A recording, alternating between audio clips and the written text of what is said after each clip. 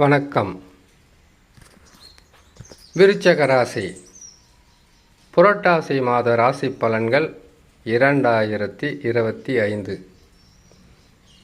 விருச்சக ராசிக்காரர்களுக்கு இந்த புரட்டாதி மாதத்தில் கிரகங்கள் அமர்ந்து எந்தெந்த ராசிகளில் இருந்து உங்களுக்கு நற்பலன்களை தரப்போகிறது என்பதை சிறு விளக்கமாகவே பார்த்துவிடலாம். அதற்கு முன்பதாக சந்திராஷ்டம தினங்கள். ஒரு ராசிக்கு 8ஆம் இடம் என்பது மிகவும் கஷ்டத்தையும் நஷ்டத்தையும் கொடுக்கின்ற ஸ்தானம். அந்த 8ஆம் இடத்தில் சந்திர பகவான் அமர்ந்த 2.25 நாட்கள் என்பது போராட்டங்களாக இருக்கும், மன நிம்மதி குறையும். இந்த சந்திராஷ்டம நாட்களில் மனம் ஒரு நிலையில் செயல்படாமல் பல வகையான குழப்பங்களாக மாறுவதை நாம் ஒவ்வொருவரும் அனுபவித்து கொண்டு இருப்பது இந்த காலகட்டத்தில். சந்திராஷ்டம தினங்களில் புதிதாக தொழில் தொடங்குவது, புதிதாக வியாபாரங்களை ஆரம்பிப்பது, யாரிடமாவது பணம் கொடுப்பது அல்லது பொருட்களை கொடுப்பது, நாம் பெறுவதை முற்றிலும் தவிர்ப்பது உத்தமம். வண்டி வாகனங்களில் வேகமாக செல்லக்கூடாது.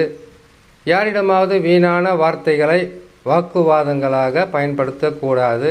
இது அவ்வளவு சிறப்பாக இருக்காது என்பதற்காகத்தான் இந்த சந்திராஷ்டம தினங்களை நாம் சொல்வது.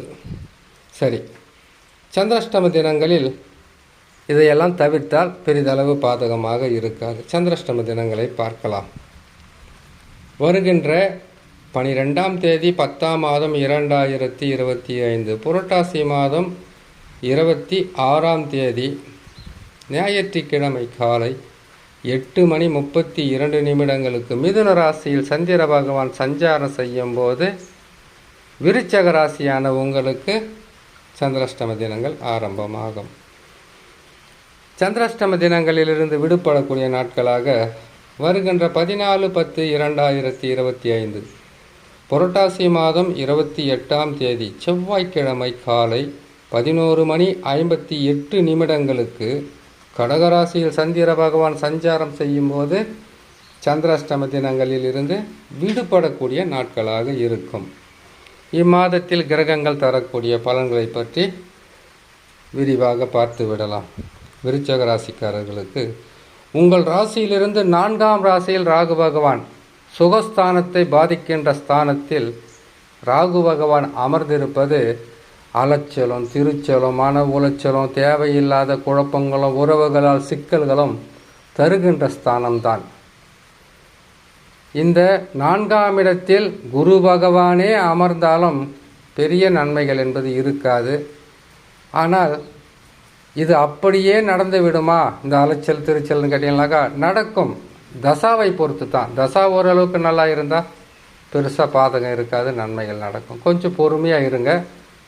நல்ல காலமும் நல்ல நேரமும் இன்னும் அருகிலே இருக்குது. குரு பகவான் மாறப்போகிறார். சனி பகவானை பொறுத்த வரையில் ராசிக்கு 5இல் இருந்தாலும் வக்கரம் பெற்று 4ஆம் இடத்தினுடைய தன்மை பலன்களை தருவார். இதுவும் பாதகம்தான், பெரிதாக நன்மன் சொல்ல முடியாது. ஒரு கிரகம் குரு பகவான் அவர் மாறியதால் ஏற்படுகின்ற குழப்பங்களும் மன சஞ்சலங்களும் அளவுக்கு அதிகமாகவே இருக்கும். அந்த வகையில் குரு பகவான் ராசிக்கு 8இல் இருக்கிறார். இதே புரட்டாதி மாதத்தில் 22ஆம் தேதி இரவில் பார்த்திங்கன்னா மாலை நேரத்தில் பயிற்சி பெறுவார்.